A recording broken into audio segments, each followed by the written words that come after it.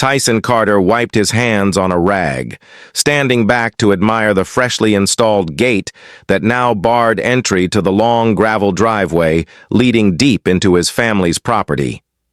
The gate was sturdy iron with a matte black finish, simple but imposing enough to deter any unwanted visitors. It wasn't just a gate, it was a statement. For years, the Carter family had owned this land, a sprawling stretch of woods and meadows that Tyson's grandfather had fiercely protected. But the line between their land and the HOA community next door had always been blurred, until now. Tyson glanced at the sky, noting the heavy clouds rolling in, a storm looming. The weather matched the storm brewing in his gut. Ever since the HOA president, Karen Dawson, had started harassing him about the gate. That morning, Tyson had found a letter pinned to his gate. Removal of gate required per HOA regulations. Failure to comply will result in fines and legal action. Typical Karen. Overbearing and ready to flex any power she thought she had. Tyson's Tesla purred quietly as he backed it up the driveway, the gate's keypad flashing green. He was about to get inside when a sharp voice cut through the air. "Tyson! What the hell do you think you're doing?" Karen's voice cracked like thunder. He turned and saw her marching up the road, papers clutched in her hand, heels kicking up dust. Her eyes blazed with fury, her face flushed bright red. "I'm protecting my property," Tyson said calmly. "This is private land, not part of your HOA. You don't have the right to demand I remove the gate." Karen's mouth twisted into a scowl.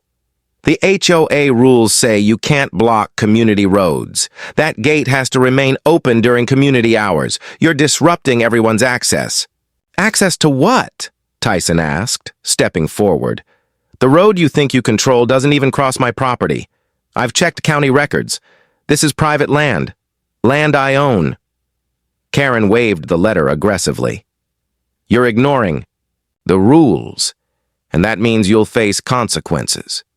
"Which rules?" Tyson countered. "The ones you made up, or the ones that don't apply here?" Karen's voice raised in pitch, drawing attention from neighbors peeking from windows and porches. "I'm warning you, Tyson. This won't end well. The HOA has ways to deal with people like you." Tyson met her glare without flinching. "Maybe. You should read the property deeds before making threats." Karen took a step back, momentarily thrown off balance. "You're bluffing. No way you own more land than the HOA." "Actually," Tyson said, pulling out a folder thick with documents, "I own the parcel your house is built on." Karen's breath hitched, eyes widening in shock. "That's impossible," she whispered.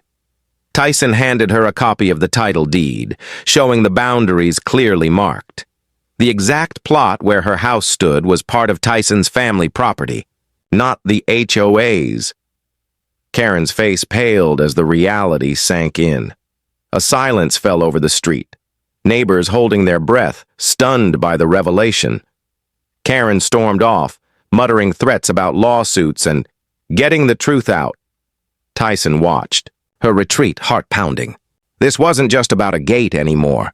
It was a powder keg waiting to explode. Behind the gate lay years of secrets, a battle over ownership, and a truth powerful enough to change everything. Tyson knew one thing. The next move was hers, and it wouldn't be pretty. The afternoon sun was sinking low as Tyson sat on his porch, watching Karen's dark SUV disappear down the gravel road. The weight of the day's confrontation settled heavily on his shoulders.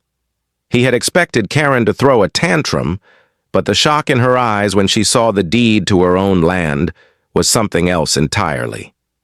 Tyson's grandfather, Walter Carter, joined him with a slow, steady gait. His weathered face was lined with years of hard work, but his eyes held a sharpness that still unsettled Karen, even if she didn't realize it. "Looks like the old lady's mad," Walter said quietly, shaking his head. Tyson laughed softly. "Mad? She's been raging since I told her the truth." Walter pulled out a battered leather chair and settled beside him. Truth has a way of making people uncomfortable. I just wish she'd stop trying to stir up trouble.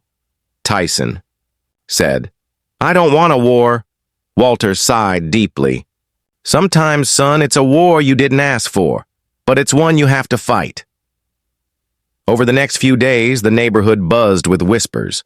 Karen didn't back down. Instead, she ramped up her campaign, mailing threatening notices, posting angry messages on community boards, and even hiring a lawyer to review the property lines. But Tyson had done his homework. Every document, every survey, every deed was airtight. The county records backed him up. No amount of noise could change that. One evening, Tyson received a call from his neighbor, Mrs. Lopez. Tyson, I don't know if you've heard, she whispered nervously. Karen's been going door to door, trying to get people to sign a petition against you. Tyson frowned. What's the petition say? To remove the gate, to protect community access. It's all lies, Tyson said firmly. She's desperate. The next morning, Tyson decided it was time to confront the situation head-on. He organized a community meeting in the old town hall, inviting everyone, HOA members, neighbors, even Karen herself. When the day arrived, the hall was packed. Faces gleamed with curiosity, suspicion, even fear. Karen was there, standing stiffly. At the back, arms crossed like a general preparing for battle. Tyson took the floor. Thank you all for coming, he began. I want to clear the air about the gate and the property lines. He laid out the facts, maps, deeds, legal documents, each slide projected on the screen for all to see. The room murmured with disbelief as he revealed that the land Karen's house sat on was legally owned by his family. Karen's jaw clenched. She tried to speak, but was drowned out by whispers and gasps. Tyson continued, I've never wanted to cause problems for this community. I just want my property respected. A hand shot up, Mrs. Lopez. But why the gate, Tyson? Why not? Just open the road? Tyson met her eyes. Because it's my land. I have the right to protect it. If the road crosses onto HOA property, then it's a different story. But this road doesn't. Karen stepped forward, voice cold. You're splitting the community, Tyson. We're neighbors, not enemies. Tyson shook his head. I'm not splitting anything. I'm standing up for what's right. Tension crackled in the air.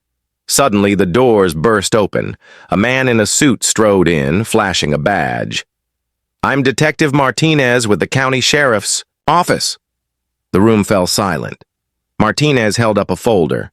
We've been investigating complaints about illegal alterations to community roads and threats against residents. We found evidence implicating certain HOA members in tampering with property boundaries. All eyes turned to Karen. She paled. Tyson felt a surge of vindication, but knew the fight was far from over. The storm had arrived. The sheriff's detective's announcement sent a ripple of shock through the crowded hall. Karen's face drained of color as murmurs grew louder. Tyson stood firm, but inside, his mind raced. He knew this confrontation was only the tip of the iceberg. Detective Martinez cleared his throat. We have reason to believe that certain members of the HOA board, including Ms. Dawson, have been involved in manipulating property records and illegally extending community boundaries onto Mr. Carter's land. Karen's hands trembled, but she quickly masked it with a scowl. That's a lie. This is harassment. Martinez shook his head. The evidence is clear. We're pursuing charges and investigating the full extent of the scheme. Tyson glanced at his grandfather, who nodded quietly, his expression grave. Suddenly, a loud crash interrupted the meeting. The lights flickered and went out, plunging the hall into darkness. Gasps and nervous whispers filled the room. Tyson's heart pounded. Something about this felt orchestrated. He heard hurried footsteps and the rustle of papers. When the backup generator kicked in minutes later, the detective's files were missing from the table.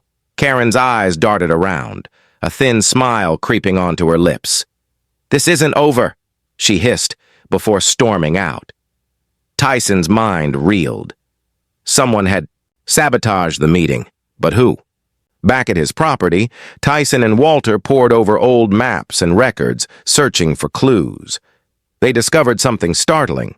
A long-forgotten easement buried in legal jargon, hinting at a secret pathway beneath the land, one that could explain the HOA's aggressive behavior.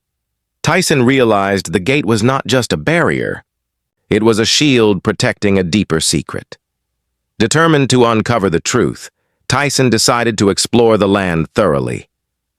As night fell, he grabbed a flashlight and headed toward the back of the property. There, hidden beneath thick vines, he found a rusted iron trap door embedded in the ground. His pulse quickened. This was it, the entrance to whatever Karen and the HOA were desperate to keep hidden. Taking a deep breath, Tyson pried the door open. A damp, musty smell rose from the darkness below. The stairs descended into a narrow tunnel, lit only by the faint glow of his flashlight. He stepped inside, every creak echoing in the silence. At the bottom, Tyson found an old cellar filled with dusty crates and faded documents. Among them was a ledger detailing illegal land sales, forged deeds, and off-the-record deals, implicating HOA leaders in a decades-long scheme to seize private land under false pretenses. Tyson's hands shook as he realized the magnitude of what he'd uncovered, but suddenly, footsteps approached the entrance. Someone else was here. He ducked behind a crate, holding his breath. The cellar door creaked open. A shadowy figure stepped inside. It was Karen, furious and armed with a flashlight. Looking for something. "Tyson?" she sneered. He stepped out, confronting her. "I'm exposing the truth, Karen. This ends now." Karen lunged forward, desperate to grab the ledger. A struggle ensued, tense and brutal. Tyson managed to pull the ledger free and sprinted toward the stairs. Karen's angry shout echoed behind him. Bursting out into the night air, Tyson ran toward his truck, heart hammering. The battle for the land had become more dangerous, and the stakes higher than ever. Tyson didn't look back as he sprinted across the uneven ground, clutching the battered ledger like a lifeline. Karen's furious. Scream chased him, but the shadows swallowed her voice. His breath came fast, lungs burning, every step bringing him closer to safety, and closer to the explosive truth that could topple the HOA's iron grip. Reaching his truck, Tyson yanked open the door and tossed the ledger onto the passenger seat. The engine roared as he sped away, headlights cutting through the thickening fog rolling off the hills. Behind him, the narrow cellar entrance vanished into the darkness. But Tyson knew Karen wouldn't give up. Not now. Not ever. For the first time in years, the placid rural community had become a battleground. The lines between neighbor and adversary blurred, and the stakes had climbed far beyond a mere gate. That night, Tyson pored over the ledger, under the harsh glow of a desk lamp. The pages revealed a web of deceit, forged documents, bribed officials, and secret land deals stretching back decades. The HOA had been systematically encroaching on private properties, including his own. Family's land, hiding their tracks beneath layers of false paperwork. Tyson's phone buzzed. A text from an unknown number. "Stop digging, or you'll regret it."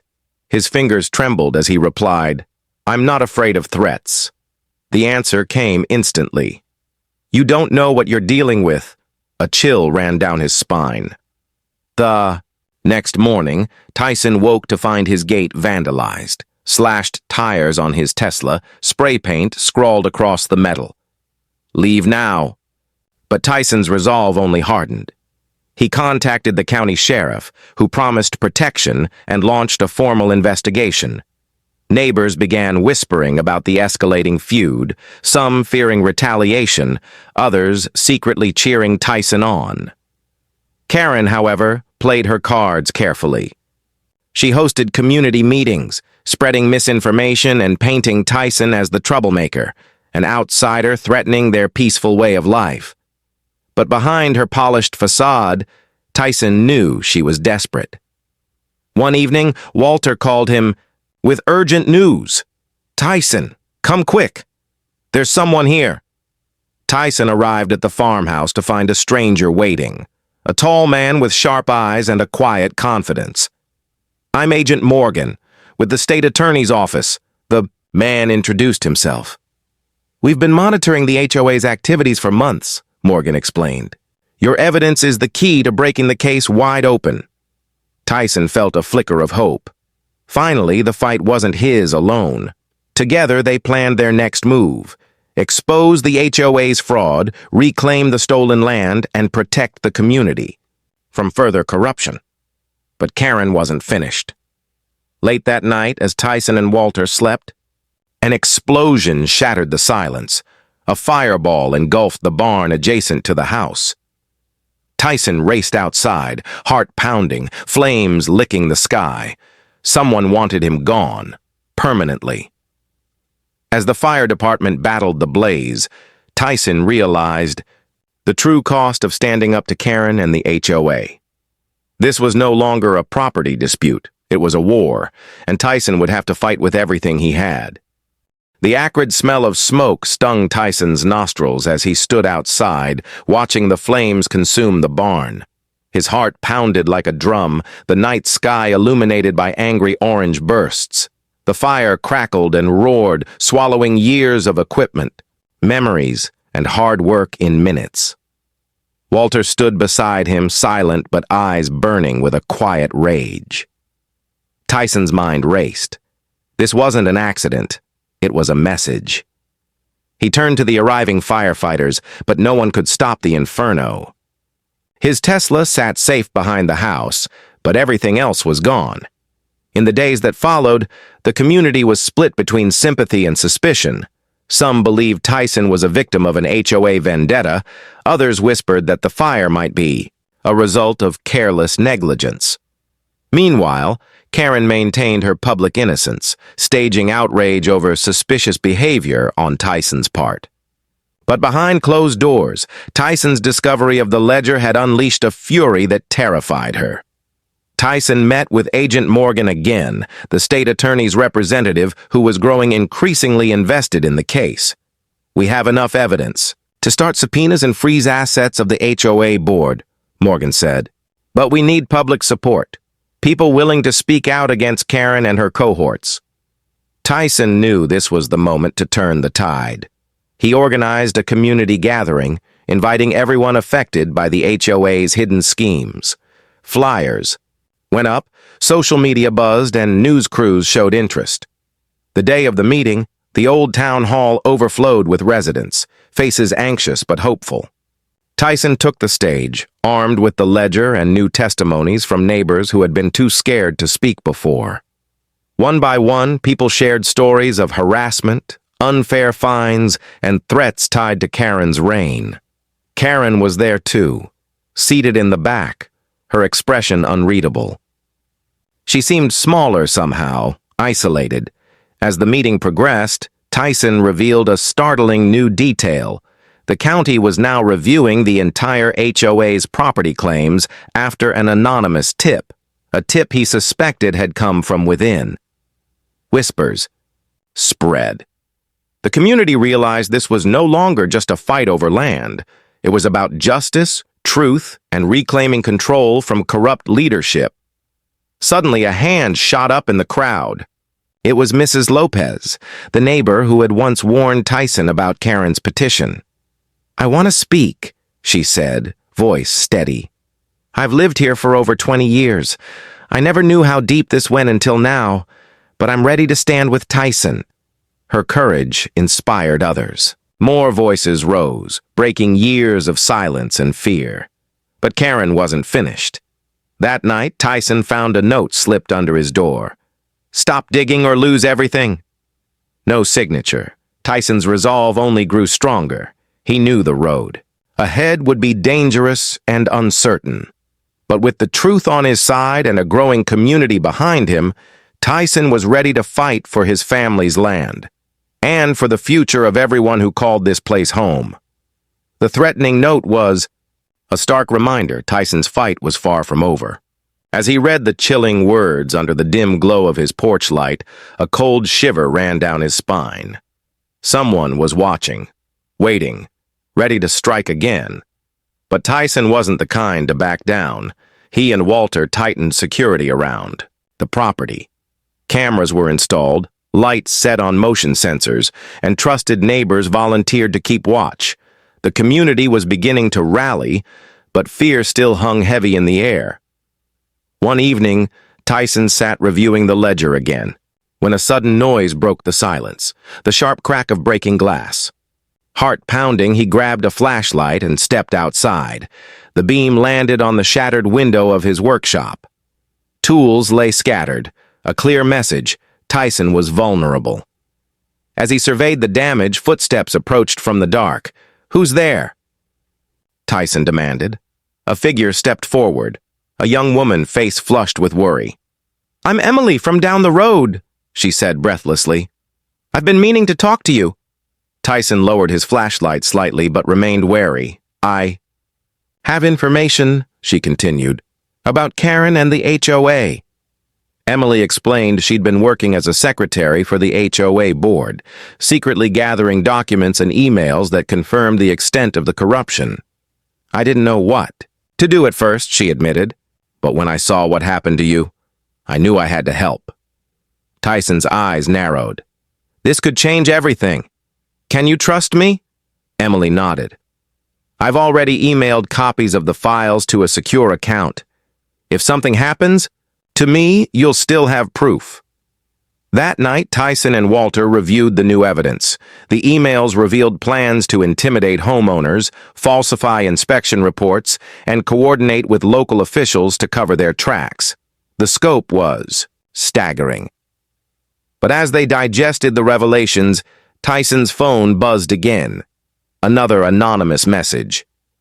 "Last warning, back off." Instead of fear, Tyson felt a surge of determination. The next day, Tyson met with Agent Morgan, who was impressed by Emily's evidence. "This could be the smoking gun," Morgan said. "We'll move quickly." Together, they prepared to present the findings to the county board and media.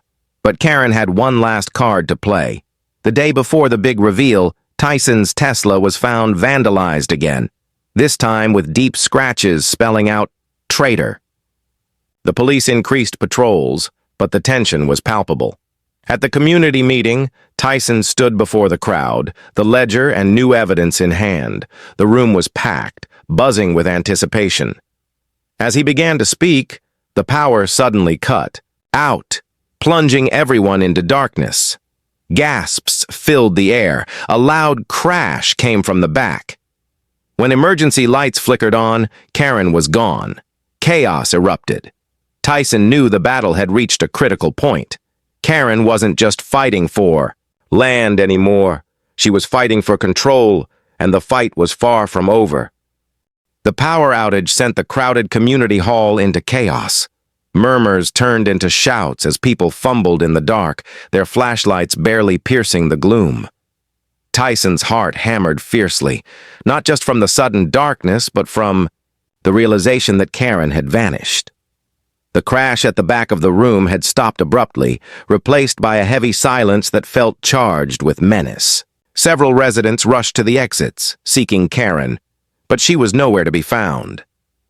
Tyson's mind raced. Was this planned? Had Karen been tipped off? Or worse, had someone else helped her escape? Agent Morgan quickly took control, ordering calm and instructing deputies to secure all exits. Security cameras would be reviewed, and a search initiated immediately. Tyson scanned the faces around him, some terrified, others angry. The years of fear and deception were unraveling fast, and the uncertainty only fueled the tension. Outside, a black SUV sped away, tires squealing on gravel. A witness swore it was Karen's car. The authorities issued a warrant for her arrest on charges related to fraud, intimidation, and now obstruction of justice. But for Tyson, this was no victory. Karen's escape meant the fight was entering a new, more dangerous phase. Days passed with no sign of Karen, but strange events continued. Tyson's property was hit with more vandalism. This time, A stolen tractor was left overturned in his pasture, and threatening messages spray-painted on the barn walls. Then, late one night, the security cameras captured an unthinkable sight. A shadowy figure tampering with Tyson's gate, trying to cut the locks. Tyson and Walter sprang into action, confronting the intruder, only to find it was one of the HOA board members who confessed under pressure to being paid to intimidate Tyson. The web of corruption was deeper than Tyson had imagined at HOA. At the same time, the county launched a formal inquiry, freezing HOA assets and placing a temporary board to oversee operations. But Karen's absence left a power vacuum that sparked infighting among the remaining members, some eager to distance themselves, others desperate to protect their secrets. Tyson was thrust into the center of a growing storm. He knew Karen wasn't gone for good. She was regrouping, planning her next move. One evening, as Tyson reviewed documents, a knock at the door startled him. It was Emily, pale and breathless. "I found something," she said urgently. "Karen's been in contact with some outsiders, people who aren't from around here. They might be hired muscle." Tyson's blood ran cold. The battle was escalating from legal skirmishes to something darker. Determined, Tyson called Agent Morgan. "We need to prepare for whatever comes next," he said grimly. As the sun set over the sprawling ranch, Tyson stood by the gate, eyes scanning the horizon. He wasn't just fighting for his land anymore. He was fighting for his family, his community, and the truth, and no matter what it took, he wouldn't back down. The nights grew colder, the air thick, with unease. Tyson's ranch was no longer just a home, it was a fortress. The gate, once a simple barrier, now bore scars from countless attacks. Cameras and motion sensors dotted the perimeter like watchful sentinels. Tyson paced in his study, the evidence laid out before him like a battlefield map. Emily's intel had confirmed the worst. Karen had indeed hired outsiders, shadowy mercenaries intent on forcing him off his land. The county investigation was moving forward, but Tyson knew legal battles wouldn't stop the immediate threat. Then came the call. Agent Morgan's voice was low and urgent. "We have a tip. Karen's returning tonight. Expect trouble." Tyson exchanged a grim look with Walter. There was no more running, no more hiding. Tonight it would all come to a head. Twilight bled into night. The ranch fell into eerie silence. Tyson and Walter armed themselves and took their positions near the gate. Suddenly, headlights pierced the darkness. Dozens of vehicles, black SUVs and trucks, rolling toward the ranch like a storm. Karen stepped out of the lead vehicle, a cold, determined glare cutting through the shadows. "This ends now," Tyson said, voice steady. Karen smirked. "You think you've won? I own this town's dirt beneath your feet." But Tyson raised a hand, signaling the arrival of law enforcement, unmarked cars and deputies pouring out with warrants and cuffs. Surrounded, Karen's smug confidence faltered. As officers moved in, she spat, "You'll regret this. This land is cursed for those who think they can own it." But before they could cuff her, the ground beneath Karen's feet shifted suddenly. An explosion rocked the area, throwing dust and debris everywhere. Tyson shielded his eyes as a hidden cache of explosives, planted long ago beneath the property. Boundary detonated. Flames licked the earth where Karen had stood moments before, her escape path now sealed. Chaos erupted. Deputies scrambled, but Tyson's mind raced. Had Karen planned this as a last desperate move? Was someone else still out there? Suddenly, a figure darted from the smoke, Karen's second in command, attempting to flee. Tyson tackled the man, pinning him down. "I'm done running," Tyson growled. The man hissed, "You don't understand. It's bigger than the HOA. There are forces that want this land for themselves. You're just a pawn." Tyson's mind reeled. The fight was far from over, but as officers secured the scene and Karen was taken into custody, Tyson allowed himself a moment to breathe. Weeks later, as the county officially dissolved the corrupt HOA board, Tyson stood on the porch with Walter and Emily, gazing over the reclaimed land bathed in golden sunlight. The battle had been brutal, the cost high, but truth and resilience had prevailed. Just as Tyson was about to turn inside, his phone buzzed. A message popped up. "You've won this round, but the land remembers, and so do we." Tyson smiled grimly. The war for his ranch was over. For now. But in the quiet rustle of the trees and the whisper of the wind, he knew this was only the beginning.